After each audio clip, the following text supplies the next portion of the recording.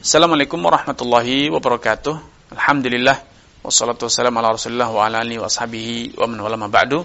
Kaum muslimin dan muslimat peserta grup Dirasat Islamiyah yang semoga senantiasa dirahmati Allah Subhanahu wa taala. Pada kesempatan yang berbahagia ini, saya mengajak Anda untuk berbincang-bincang tentang hak-hak wanita yang telah diceraikan selama wanita itu masih menjalani masa iddah. Apakah suami masih punya hak untuk menggauli istrinya? Dan apakah sang istri boleh melayani suami yang telah menceraikan tersebut selama masa iddah berlangsung? Terjadi kontroversi, perselisihan di kalangan para ulama. Dalam mazhab Syafi'i dinyatakan mereka tidak boleh berhubungan badan. Namun, pendapat ini diselisih oleh ulama yang lain. Mereka menyatakan status selama Allah Subhanahu wa taala masih menyatakan lelaki itu adalah suaminya, ba'lun, suami. Maka itu pertanda bahwa hak-hak suami masih melekat. Hubungan atau hukum yang terjadi antara suami dan istri itu masih tetap ada.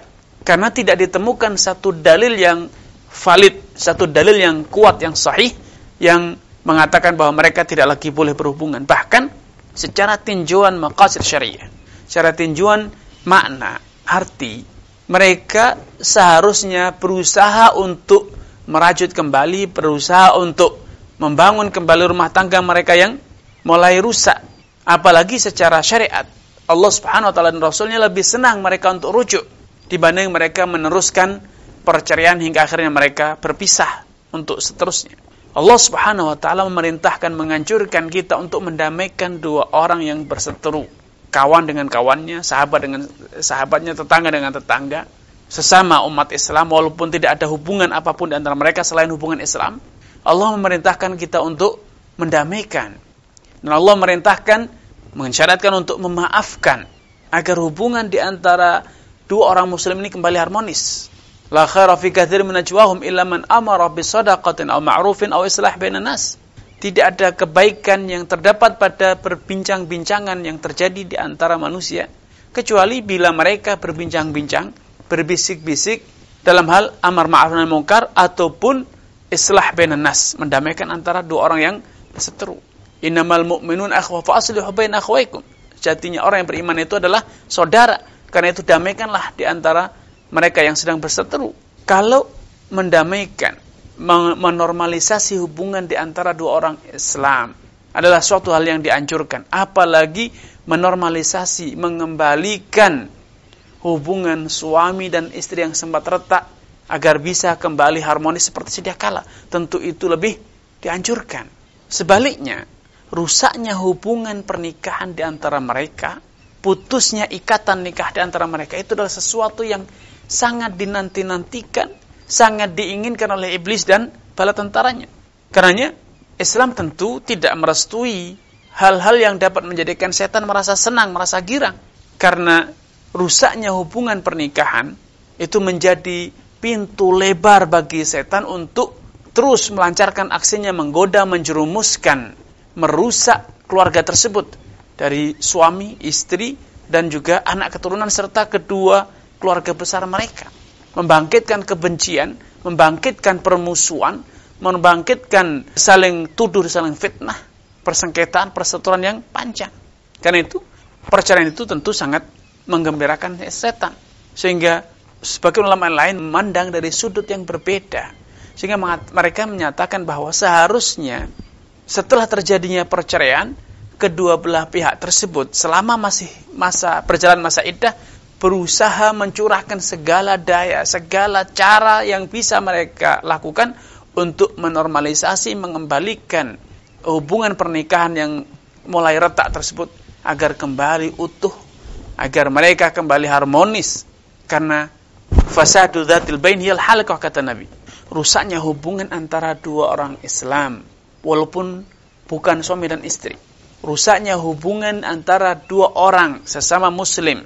Itu kata Nabi haliqah, itu akan menggundul. Kata Nabi, la aqulu tahliqus sya'ra. Aku tidak katakan rusaknya hubungan itu akan menjadikan orang gundul, tercukur seluruh rambutnya, tidak. Walakin tahliqud din. Akan tapi rusaknya hubungan antara dua muslim itu akan menjadikan agama mereka luntur, agama mereka rusak, Seakan-akan mereka tidak lagi kenal dengan agama karena dendam, amarah, nafsu untuk membalas. Itu menjadikan orang lupa daratan, kalap, menghalalkan segala macam cara. Karenanya, kalau dikatakan bahwa dengan terjadinya perceraian, mereka tidak lagi boleh berhubungan kecuali rujuk, maka ini menjadikan rujuk itu sesuatu yang berat. Karena mereka harus melakukan loncatan dari amarah yang menjadikan mereka bercerai, kekecewaan atau perseteruan, perbedaan pendapat, perbedaan kepentingan yang menjadikan mereka harus cekcok dan akhirnya bercerai, sangat berat biasanya ya. Secara tradisi sangat berat untuk bisa dihapuskan seketika. Harus ada proses step by step, sedikit demi sedikit, agar kekecewaan, sakit hati, amarah, persengketaan di antara mereka itu dapat diurai sedikit demi sedikit. Salah satu kiat agar hubungan mereka kembali harmonis adalah bila istri itu berusaha membujuk rayu, berusaha untuk tampil secantik mungkin di hadapan suaminya, dan suaminya pun berusaha untuk bersikap yang empati kepada istrinya yang telah dia ceraikan, agar mereka tidak terus hanyut, tidak terlalu jauh hanyut dengan godaan setan, dendam kesumat. Dan kalaupun memang mereka harus bercerai, harus berpisah, seharusnya perpisahan itu dilakukan secara baik-baik. Ya, kalaupun mereka marah, maka keputusan untuk berpisah itu seharusnya dilakukan di saat kepala sudah mulai dingin, dada sudah mulai tenang, hati sudah mulai lapang. Sehingga keputusan bercerai atau keputusan untuk kemudian melanjutkan perceraian menjadi betul-betul putus ikatan dilakukan dalam kondisi keduanya betul-betul sadar dengan segala konsekuensi, memahami segala resiko yang terjadi, dan bahkan keduanya tolong-menolong, bahu-membahu untuk meminimais, mengecilkan, menyempitkan efek negatif yang terjadi akibat keputusan mereka bercerai. Mereka harus berpikir panjang. Mereka harus mengedepankan masalah yang lebih besar. Bolehlah mereka tidak menemukan titik temu.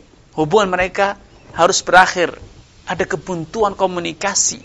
Tetapi mereka harus memikir, mereka punya anak keturunan yang harus dijaga masa depannya. Kepentingan anak keturunan mereka bukan hanya kepentingan istri atau suami, tetapi itu kepentingan mereka berdua.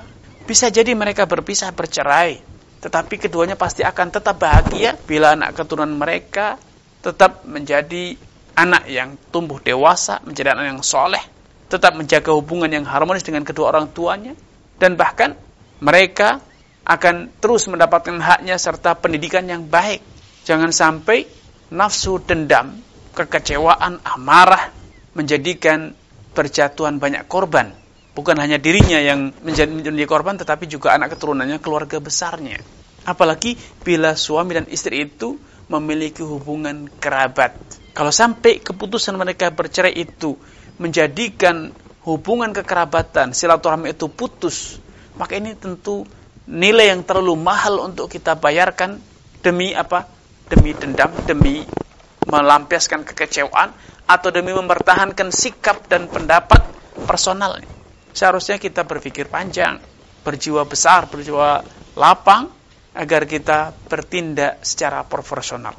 Kalau memang kebuntuan komunikasi itu hanya dengan suami atau dengan istri, ya cukup suami dan istri yang menanggung kerugian, menanggung resiko kebuntuan tersebut, tanpa perlu menyeret keluarga besar, tanpa perlu melibatkan anak keturunan, yang itu tentu kalau kita nilai terlalu mahal nilainya bila dibandingkan dengan ego pribadi. Apalah untungnya kalaupun seorang ibu mengorbankan bahagianya di dunia, kalau itu adalah sebuah kebahagiaan.